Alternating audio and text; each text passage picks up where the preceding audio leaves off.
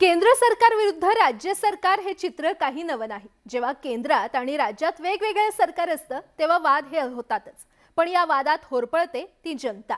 असंच काहीसं शिवडीच्या बीडीडी चाळीबाबत घडलेलं आहे। मोदी सरकारकडून आलेल्या एका पत्राने स्थानिकांची झोपच उडाली आहे। पाहूयात हा रिपोर्ट।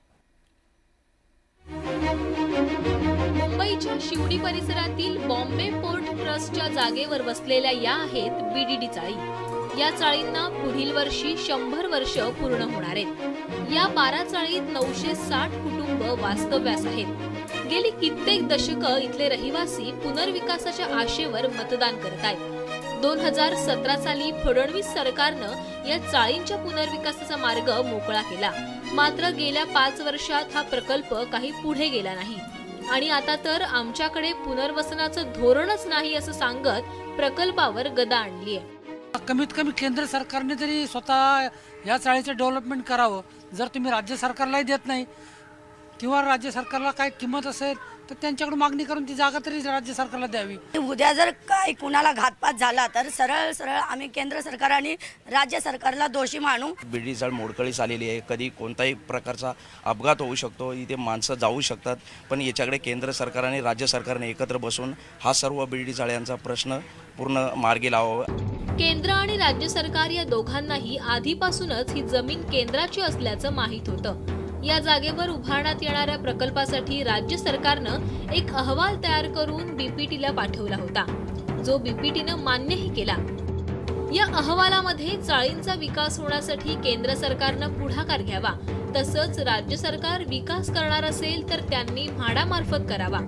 राज्य सरकार विकास करणार असेल तर त्यांनी केंद्राकडून जमीन विकत घ्यावी, अन्यथा केंद्राला या प्रकल्पातून हाऊसिंग स्टॉक आणि कमर्शियल स्टॉक द्यावा।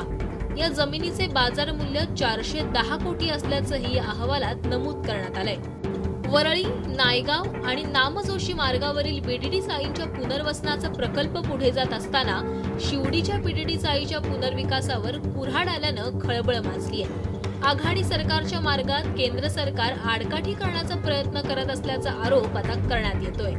महाराष्ट्र सरकारच्या जमिनीवरती असणारी वरळी, नामजोशी आणि नायगाव तिन्ही ठिकाणी डेव्हलपमेंटचं काम चालू आहे। लोकांना 500 स्क्वेअर फूटचं घर मिळतं आहे आणि केंद्र सरकारच्या जमिनीवर आपल्याला मुंबई पोर्ट ट्रस्टची जागा ती मात्र आजही तशीच रहिवाशांना अन्यायकारक आहे की जसं तुम्ही MMRDAच्या ब्रिजसाठी धोरण बनवता तसंच धोरण ह्या मुंबई माझ्या बीडी चाळीतील रहिवाशांसाठी बनवावं। 960 लोक त्या ठिकाणी राहतात।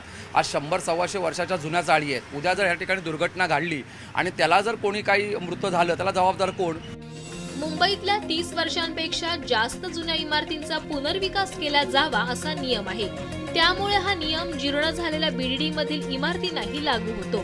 मात्र आपल्या राजकीय स्वार्थासाठी केंद्र सरकार आणि राज्य सरकारनं सर्वसामान्यांना वेठीस धरणं कितपत योग्य आहे?